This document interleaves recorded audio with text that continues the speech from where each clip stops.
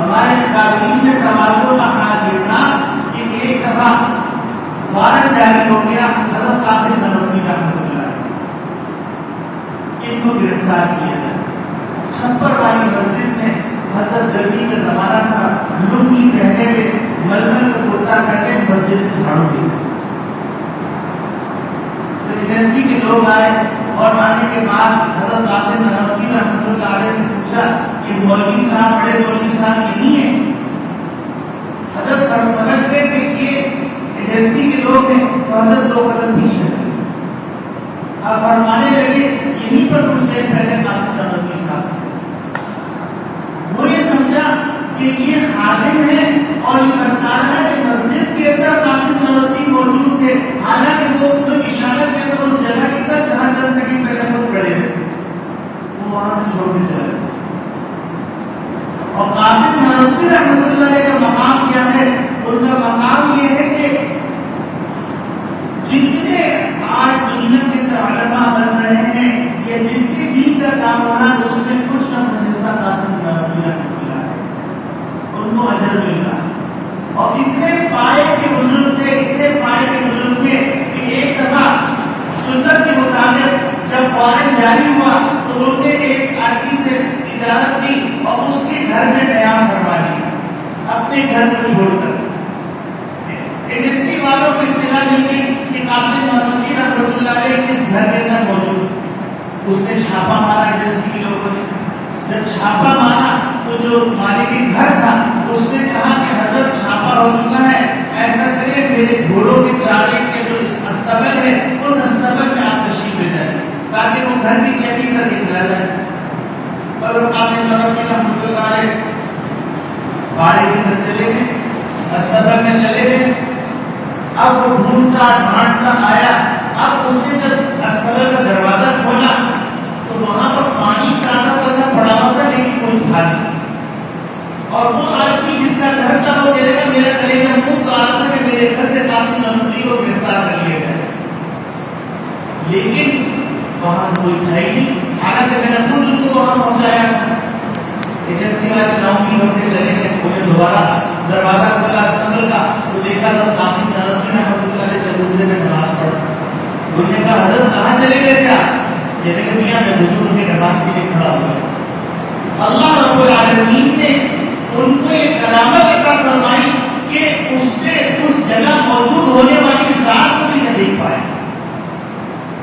تو اللہ کے کتنے مقرب بندے ہوں گے، کتنا اونچا مقام ہوگا۔ اسی طریقے سے ان کے شیخ جو شیخ الہند رحمۃ اللہ علیہ کے نام سے معروف ہے، محمود الحسن رحمۃ اللہ علیہ، جن کا شہرہ پورے برصغیر میں تھا، افغانستان میں تھا، ترکی میں تھا، پورے علاقے ان کی وجہ سے حرکت میں تھے۔ انہیں تحریک آزادی شروع کی تو ایک بزرگ تھے اجمیر میں رہتے تھے، مولانا معین الدین اجمیری رحمۃ اللہ، انہوں نے ارادہ کیا کہ چلو ایسا کرتے ہیں کہ شیخ الہند رحمۃ اللہ علیہ سے ملاقات کرتے ہیں۔ اب ریلوے اسٹیشن پہ پہنچے، لوگ سب جانتے تھے، انہوں نے کہا مجھے محمود الحسن صاحب رحمۃ اللہ علیہ کے گھر پہنچا دو۔ تو ٹانکے والے نے کہا بڑے مولوی صاحب کو گھر جانا ہے؟ تو انہوں نے کہا ہاں، تو لے جا کر دروازے پہ پہنچا دیا۔ دروازے پہ دستک دی تو ایک صاحب نکلے، انہوں نے کہا کہ جا کے اندر اطلاع دو کہ اجمیر سے معین الدین آیا ہے آپ کی زیارت کے لیے، بڑے حضرت صاحب کی زیارت کے لیے۔ تو نے کہا سر گرمی میں تشریف لائے ہیں، آپ ایسا کیجیے میرے ساتھ میں اندر چلیے۔ انہوں نے وہاں پر کو بٹھا دیا۔ بٹھانے کے بعد اس زمانے میں ہاتھ کا پنکھا ہوا کرتا تھا، آج بھی گاؤں گھروں میں ہاتھ کے پنکھے ہوتے تھے، تو وہ پنکھا چلنے لگا۔ انہوں نے کہا میں یہاں آرام کرنے نہیں آیا ہوں، بڑے حضرت صاحب سے نہیں آیا ہوں، کوئی اطلاع دو کہ میرے مجدین اجمیر سے آیا نہیں ہے۔ وہ گئے جا کے پانی لے جا کے آپ دور سے آئے ہیں پانی پی لیجیے۔ انہوں نے پانی پی لیا، لیکن ان کو یہ خوف ہو رہی تھی، جھنجھلاہٹ ہو رہی تھی کہ آپ کی ماجرا کیا ہے کہ میں اسے کہوں بلا کے لے جاؤ، یہ میری خدمت میں خدمت کی لے جا رہے۔ اندر گئے اور جانے کا کھانا لے کے آتے ہیں، کہا حضرت آپ ایک کھانا کھا لیجیے، اور وہ کھانا کھانے لگے۔ آخر میں جھنجھلا کے کہتے ہیں کہ جا کے بتاؤ، اندر جا کے بتاؤ حضرت شیخ الہند کو کہ کشمیر سے معین الدین نہیں آیا، حضرت یہ تو مجھے پتا نہیں کہ یہاں پر شیخ الہند کو کہتا ہے بندے ناچیز کو محمود حسنی ہے. اب ان کی عاجزی کی انتہا دیکھیے. آج تو مجھ سے کہیے تو میں بھی قسم خوشی کے اندر اور یہ گو کی کیفیت میں رہوں گا. اور حضرت شیخ الہند رحمۃ اللہ علیہ کو دیکھیے کہ وہ خدمت پہ لگے جن سے پوری بر صغیر کے اندر حرکت ہوئی ہے, پوری تحریک کے بانی ہے, لیکن ان کی عاجزی کا عالم یہ ہے کہ ان کو کوئی پہچان نہیں سکتا. اسی طریقے سے حضرت شیخ الہند رحمۃ اللہ علیہ کا رواج تھا کہ رمضان مبارک میں قرآن کریم پڑھنے جاتے تھے تہجد میں, اور تراویح میں ایک ماشی ختم ہوا, 4 دن میں دوسرا ماشی شروع ہو گیا, تیسرا ماشی شروع ہو گیا. تو ایک حافظ صاحب تھے جو ان کو تراویح پڑھایا کرتے تھے. وہ حافظ صاحب کہتے ہیں کہ ایک دن تراویح پڑھا کر میں تھوڑی دیر لیٹ گیا, میری آنکھ لگ گئی. تو جب میری آنکھ کو دیکھا گیا کوئی پاؤں دبا رہا ہے, تو کہنے لگے میں سمجھا کوئی طالب ہوگا پاؤں دبا رہا ہے. تو وہ پاؤں دبا رہا ہے, لیکن جب میری نگاہ پڑی دیکھا شیخ الہند رحمۃ اللہ میرے پاؤں دبا رہا ہے, تو میں اٹھ کے ایک دم بیٹھ گیا. مجھے کہا حافظ صاحب لیٹ جائیے, آپ ہم کو قرآن شریف پڑھاتے رہے تو ہم نے کہا آپ کو سکون مل جائے تو آپ کے قدم دبا رہے. اگر دیکھا جائے تو یہ مشکل نہیں تھا, کہاں شیخ اور کہاں ان کا شاگرد یا کہاں ان کا خدمت گزار. اسی طریقے سے ہم لوگ کے بزرگ گزرے حضرت مولانا مظفر حسین کاندھلوی رحمۃ اللہ علیہ.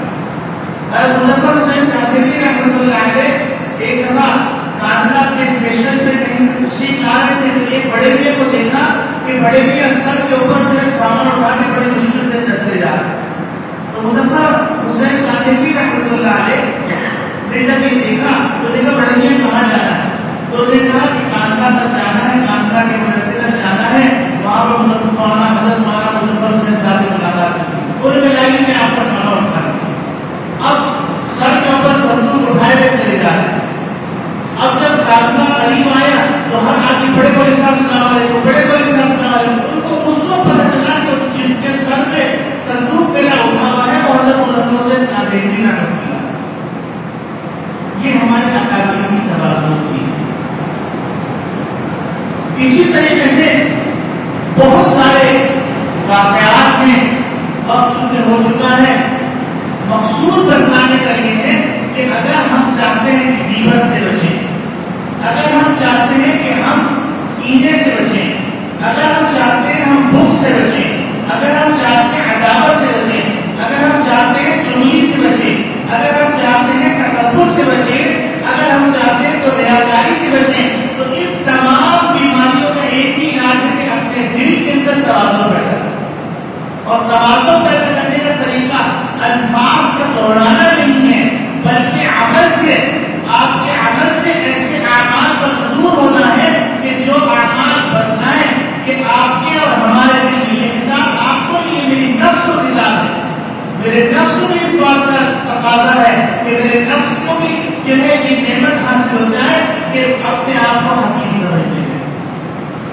اپنے آپ کو جب ہم حقیق سمجھنے لگیں گے تو اتنے سارے گناہوں کا علاج ہو جائے گا.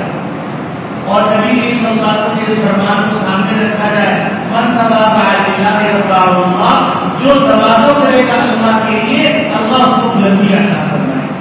ہمارے اکابرین, کوئی بھی اکابرین یہ نہیں کہتے کہ تم میری اتباع کرو, میرے سے بیعت ہو جاؤ, میں جو کہوں اس کو مان لو.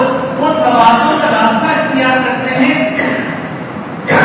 تو اللہ رب العالمین کو وہ عروج عطا فرماتے ہیں, وہ سر بلندی عطا فرماتے ہیں, جس کو دیکھنے کے انسان جب سر اٹھاتا ہے تو اس کی ٹوپی گر جاتی ہے, کتنی بلندی پہنچ جاتی ہے.